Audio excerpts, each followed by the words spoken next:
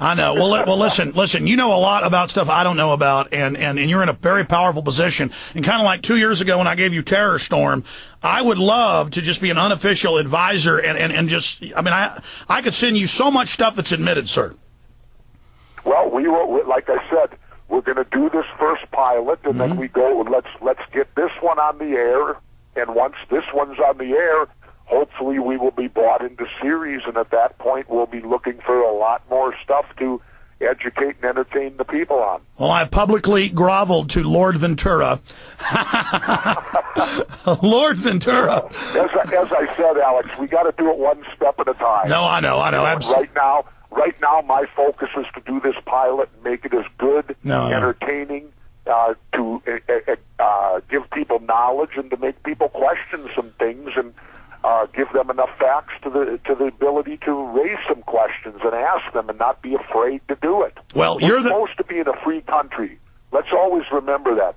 We're supposed to have the First Amendment here, where we can talk, and again, and I know this has been said many times, but people need to always remember the First Amendment is to protect unpopular speech, not popular, because popular speech doesn't need protection. Well, unpopular does. You know what Mark Twain said? Mark Twain said in the beginning, a patriot is a scarce man, hated and feared, but in time when his cause succeeds, the timid join him, because then it costs nothing to be a patriot. And you really are a great patriot, one of the biggest names to go public for 9/11, and it is becoming more and more mainstream thanks to you and so many others. What is it like to see the phenomenon of government-sponsored terror becoming more and more accepted, sir? Well, we got to wait and see. Let's see the chips fall and let's see the education take place. But that's hopefully that's what this show will help to do. And as I said, I'm got my fingers crossed that the courage will be there and that it'll get on the air. And the True Network, I think, has seen. Somebody told me in 90 million homes today or 100 million homes. It's 91 million. Yeah. That starts the ball rolling. And it's one of the biggest cable system shows, networks out there. And I tell you, they're lucky to have you. I'm just so excited about it. I mean, Jesse Ventura, conspiracy investigations, it doesn't get any better than that. Getting back into 9/11, there are so many facets to it. But some of the areas that they can't ignore is the White House lying and saying we never heard of plans to fly planes into buildings, when there'd been hundreds of government drills and plans, and they'd even, had Operation Bojinka and other cases where things like this had developed. We also have the war games that morning, just like on 7. What gets me the most, Alex, is when I watch Condoleezza Rice testify at stage. We had no idea they would take planes and use them as missiles into buildings. And then you find out that, yes, they did. They even had, as you said, practice things that had happened within the government. And what would they do? How can they sit back and look at us and say they were so naive that they didn't have any idea that this type of situation could happen? It insults my intelligence, Alex. I tell you what insults my intelligence. I'm in Austin, Texas. The main network's in Burnsville, Minnesota, and we have problems about 3 times a year, and it's when we have somebody big like Jesse Ventura. In fact, the last time it happened was when he was on, and you probably can't hear it, Governor, but somebody's cutting into the line. John, I want to switch to the other ISDN right now. Okay? I don't know if you're hearing that crackling. But switched. Okay, it's switched. Yeah, Governor, a lot of weird stuff going on here on our end, but I'm sure it's just a coincidence that somebody cuts our digital lines only when you're on the show. Well, maybe it's coming from my end, too, because, I wrote about that in my book. The house that I lived in at the time I was governor, it turned out that there's pretty big, strong evidence that my lines were tapped there. Now, Governor... And after all, Alex, let's remember, our Democrats gave the president the ability to do that again. Well, did you hear, when I was in, you probably didn't, but it was in the Denver Post, when I was in Denver for the DNC, I was going to meet with Cindy Sheehan, and she was doing a big event with Ralph Nader, and I was invited to that, and I'm going to meet her, and when I meet with her, she goes, guess what I just caught? She goes in her room. She's already been checked in. She goes out and eats. She goes in, the door's cracked. There's a guy in a suit over her phone putting a device in it. He screws the top on and runs out of the room past her. And then, of course, you talked about what happened at your house. Tell folks about that again. Well, our phone, we had a system set up where, as the governor in your private home, they give you this red phone that even if it's knocked off the hook, it will ring automatically the local police, who will come running, which is a good idea. You don't even have to speak into it. If the phone is knocked off the hook, that sends a message right to the local police, and they're coming. And but when they installed that, we always had weird clicking on my regular phones, and it was so bad it became laughable, where my in-laws would automatically state, well, I guess if you're out there, we're talking again, and that type of thing. And then when I ended being governor, we found a little transformer type thing out on my deck one day that a friend of mine said, who used to do that for the phone company when ordered to, said that had something to do with, a listening type device.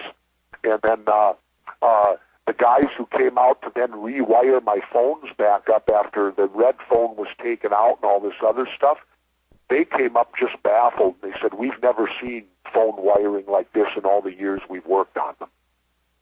So that's all I can go on, Alex, is that it was a very strange situation, to say the least, my 4 years in office.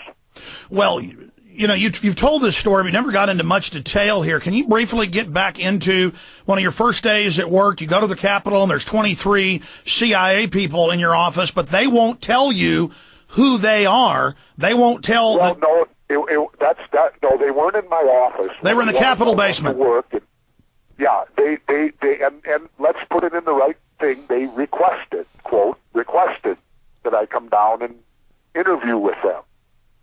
I don't want to say they ordered me to, because there was no one that said I had to, but I, being former military and, new to the job, I felt that I guess this is my obligation. If the CIA wants to talk to me and I'm the governor of the state of Minnesota, I certainly should talk to them.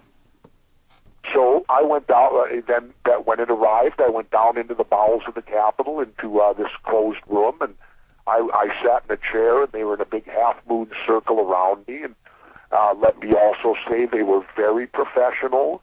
They were very courteous. They always addressed me as my title, governor. All the formalities were there. I guess the scariest thing about it, Alex, was this. As I looked around the room at these 23 people, I saw my neighbors. And what I mean by that is, you would never guess in your wildest dreams that these were CIA operatives, which is their job. So obviously they recruit, and they do it very well, because some of the people I looked at would look like the old retired guy down the street that would sweep his step. Others were younger people. Others were professionals. Others were blue collar. They came from with an entire cross section of what you'd call America. Amazing. And then of course I was a little belligerent, being who I am, and I said, before I answer any of your questions, I have a few for you. And one of them was, I asked them why they were operational within the United States when their orders are that they're not to be operational. There's a federal law. It's a felony. Right. And, well, clearly that law isn't enforced because they're entrenched in Minnesota government, as I talk about in my book. And what did they say to you? Well, they wouldn't really. They avoided the question pretty much. And I said, your mission statement says you're not to be operational in the U.S. What are you doing here?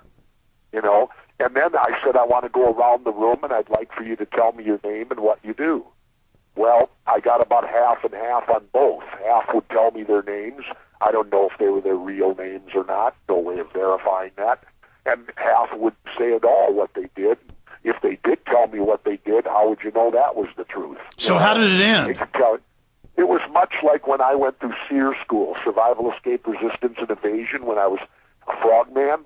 Well, when they interrogate you there, my actual rate was storekeeper, which is supply.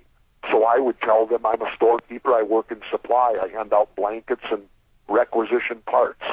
Although I was actually a Navy SEAL, never worked in supply at all. But in those days, you had to go up in rank with the regular Navy rate. And so I was a storekeeper.